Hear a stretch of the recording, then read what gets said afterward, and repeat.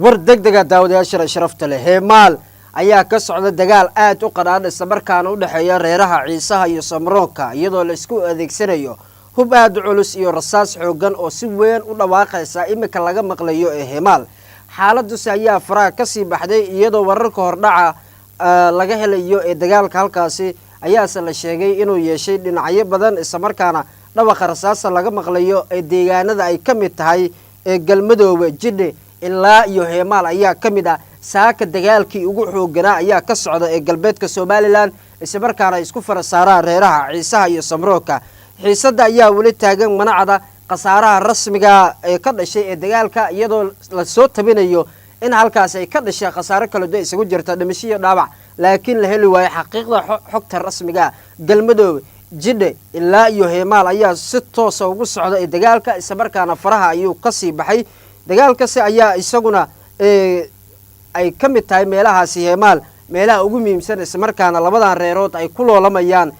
saaka ilaa iyo Jidhe ayaa ka mid ah meelaha sida xooga saaka la iskugu farsaaray Gadabuursaha iyo Samroonka Gadabuursaha iyo Ciise aan iraahday ayaa halkaas isku baabiinaya dagaalka ayuu sidoo kale yeeshay dhowr jiho isla markaana iyadoo xaaladda fooda la isdaray isla markaana halkaas ay ka dhasheen qasaaro kala duwan isugu jirta dhimasho dhaawac Samroon ayaa wacad ku martay in Ciisaha halkaas ay ka saari doonto isla markaana marnaba aysan aqbali doonin in Ciisaha halkaas uu sii joogo iyagoona ay sheegeen galmadooba iyo Heymaal ilaa iyo Jidhe inay ka saari doonaan isla markaana dhulkaasi uu noqon doono dhul Gadabuurse oo rasmi ah iyagoona ay sheegeen inaysan marnaba aqbali doonin in Ciisaha inta ka badan gumaysi uu ku hayo jabhad horle oo beesha Ciise ayaa ka yimid dhanka Itoobiya oo ka soo galay shalay ayaa idin sheegay in jabhadda Ciise ay Itoobiya gaar ahaan Mustafa Cagjar iyo ra'iisul wasaaraha Itoobiya Abiy Ahmed ay kala hadleen xaaladda gobolka iyadoo xiisada taagan imika ay tahay ay ka duwan tahay intii hore isla markaana dagaalka uu faraha ka sii baxay ugaas Mustafa ayaa wacad ku maray in Zaylac kaliya looga dawfeeli doono Ciisaha laakiin cid kale aan looga dawfeeli doonin iyo arimo kale oo xasaasi ayaa idinka hayaaday tahay marka ay kugu horeysay soo dhawo subscribe saar channelka like garay share garay muuqaalka asxaabtaada gaarsi deegaanada ay ka mid tahay Jidhe Habaas ilaa iyo Heymaal ayaa la isku farasaaray isla markaana faraha ayuu ka sii baxay dagaalka iyadoo fooda la isdaray halkaas oo ka dhashay qasaaro kala duwan isugu jirta dhimasho dhaawac lama ogase cida sida rasmiga ugu gacan sareyso imika dagaalka iyadoo muuqaalo goosgoosa ee lagu faafiyay baraha bulshada ay ka soo muuqdeen labada dhinacba ciidanka beesha Ciise oo rasaas tuuraya iyo si la mid ahba jabhadda Gadabuursaha oo iyaguna dadaalaya isla markaana tuuraya rasaas sida dorandooriga halkaasi oo la sheegay wararka hordhaca muujinayaan in la isku adeegsaday hub aad u culus oo noocyadiisa kala duwan taas oo kalaftay in dagaalka uu faraha ka sii baxo xadkiisa ilaa iyo Jidhe Heymaal iyo saddexdaan deegaan ay gaadhaan isla markaana xiisada faraha ay ka sii baxdo dagaalka ayaa wali u socda iyadoona dhaqdhaqaaqi ugu dambeeya halkaasi ay ka socdaan ciidamo ayaa halkaasi iyaguna la sheegay inay ka yimaadeen dhanka Itoobiya isla markaana u soo gurmaday jabhadda Ciise waa yahay meelaha dagaalka sida aadka u gaaray ayaa ka mid ah Sheedheer oo shalay ciidanka jabhadda Ciise ay la wareegeen isla markaana ay dul joogeen ilaa shalay ilaa maanta ayaa ciidanka madaniga Gadabuursaha halkaas isku heleen dagaal culus ayaa saaka ka socda iyadoona Sheedheer kadib iyadoona la sheegay in beesha Samroon ay weerarkiisa ay ku qaadeen ciidamada madaniga beesha Ciise halkaas joogay isla markaana halkaas ay amaankooda ay la wareegeen xilli shalay halkaasi ay xaaladdu adkaatay isla markaana iyagoo ay ku gacan sareeyeen deegaanka Sheedheer marka loo eego beesha Ciise iyo dalka beesha Gadabuursaha ay dib ugu gurteen shalay waayahay waxaa la sheegaa warar kale oo soo baxaya in beesha Ciise lagu furtay ilaa iyo 20 qori oo qaniimo ah waa sida iyagoo ay sheegayaan reeraha Gadabuursaha isla markaana 20 kaas qori ay ka furteen reerahaasi Ciise xaaladdu ayaa faraha ka sii baxday waxaase magaalada Baki ayaa iyaduna suuragal ah in dagaalku ka qarxo mar kale isla markaana xaaladdu ay sii xumaato Sheedheer oo ay deegaan ahaan isla markaana ay leedahay beesha Ciise ayaa si la mid ah magaalada Boorama u jirta dhanka kale 45 kilomitir taas oo muujinaysa baaxadda dhulka gobolka isla markaana iyadoona la sheegay in beesha Ciise dhammaan dhulalkaasi ay leeyihiin iyaguna ay tahay cid xaq u leh waxaase arrimaha in faraha ay ka sii baxaan dagaalka halkaas ka socda isla markaana u dhaxeeya reeraha Ciisaha iyo Samroonka ugaas mustafa ayaa la sheegay in maanta mar kale hanjabaadi soo diray iyo guuto kale oo Itoobiya ka soo baxday ayaa la sheegay inay soo gaareen ee deegaanka isla markaana ay yihiin cidda sida rasmiga u taageeraysa ee reerka jabhadda ciise ayaa iyaduna la sheegay labada dhinacba iyo gudabuursa colaadda u dhaxaysay inay ka dhasheen qasaare kala duwan isla markaana isugu jirta dhimasho iyo dhaawac jabhadda ciise ayaa la sheegay iyaguna inay qaadeen weeraradii ugu dambeeyay iyo dadaaladii ugu dambeeyay dagaalka oo jihooyin badan ayaa ka socda isla markaana gobolka Salal iyo deegaano hoos yimaada degmada Lughaya dagaalka ayaa u dhaxeeya jabhadda ciisaha oo in muddo ay isfarsaareen isla markaana dagaal qadaadho kala dhaxeeyay ee reerka Samroon waaya beelaha Gadabuurse ayaa iyaguna sheegeen inay diyaar u yihiin isla markaana in markaana iska dhacshaan ee reerkan ciisaha ayna ka adkaadaan dagaalku si ayaa noqday mid xaaladda faraha ka sii baxaysa Somaliland ayaa u muuqata in arinkan ay wax ka qaban weysay ee dawladooda iyagoona gabi ahaanba ay xakameyn waayeen labadan reerood is haya kadib markii erga ka kala timid Ethiopia iyo si la mid ah City iyo Djibouti ee magaalada Hargeysa dawladda Somaliland halkaas ka eriiday isla markaana ay sheegtay in aan loo baahneen ayaa mar kale dagaalka qarxay iyadoona la sheegay cidda sida rasmiga dagaalkan u hogaaminaysa isla markaana gacanta ku hayso ay tahay ugaas Mustafa ayaa la sheegay inuu yahay cidda sida rasmiga dagaalka gacanta ugu hayso dagaalka ha joogsada hadii yiraahdana inuu istaagi doono hadii uu diidana isla markaana ayaa la sheegay in dagaalku sii socon doono oo dhamaad uusan lahaan doonin dagaalka ayaa la sheegay in ugaaska oo kaliya hal kelmad afkiisa ka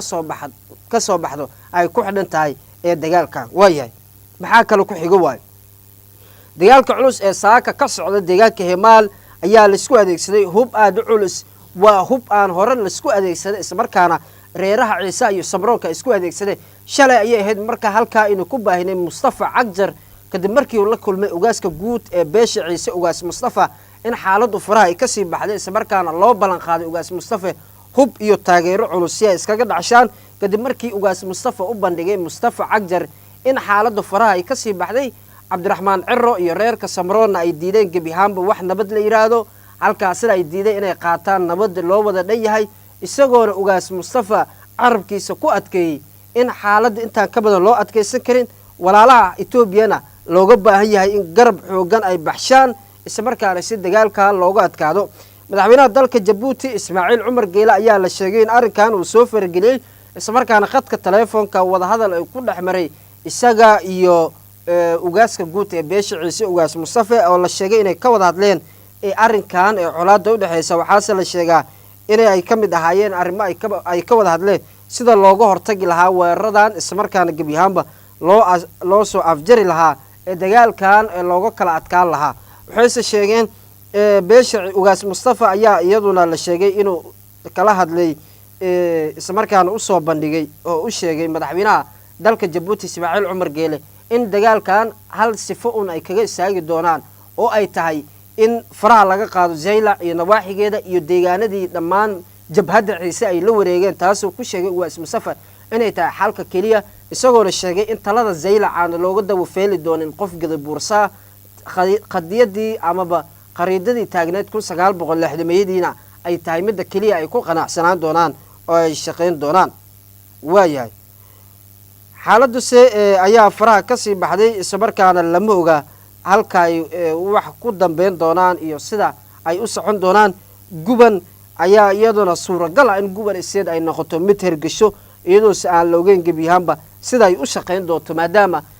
xaaladdu faraha ay ka sii baxday dagaalkana inta uu ka sii xumaaday shalay iyo maalmihii ka horeysay ka gaaris ayuu lahaa dagaalkan oo lagu qabto isla markaana reerahan Ciise iyo Samroonka reer kasta loo sheego inay xadkooda ay ku ekaadaan dagaalna ay sii abuurin laakiin dawladda Somaliland oo la sheegay inay la safatay reerka Samro isla markaana ay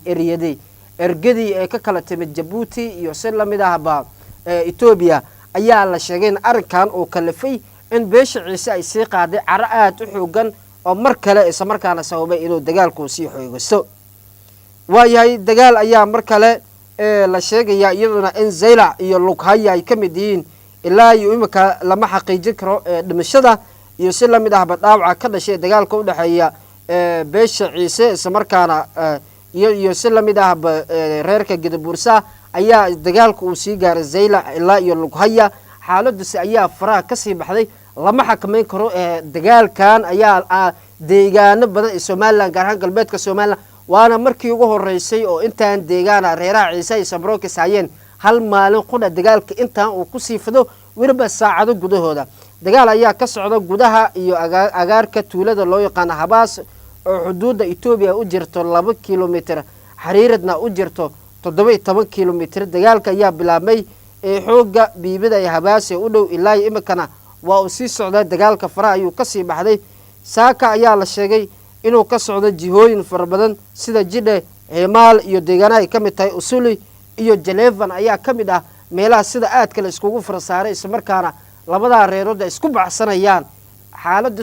lama oga oo faraha ay ka sii baxday khasaaraha ayaa aad u ballaadhay isla markaana dagaalku faraha ayuu ka sii baxay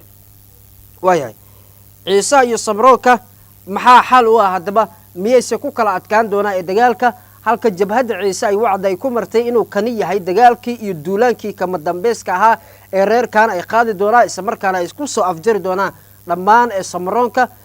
Samroon ayay sheegeen in iyaguna deegaanadii ee laga qabsaday ay gacanta dib ugu soo ceshan doonaan iyaguna halkaas ay ku dhiman doonaan mooyee aysan faraha ka qaadi doonin wixii warar kale ku saabsan arrimahaas ee galbeedka Soomaaliland ka socda gaar ahaan deegaanada dhammaan ay idin soo xusay ay ugu horeyso Zaylac iyo Lughaya halkaan ayaad kala socon doontaan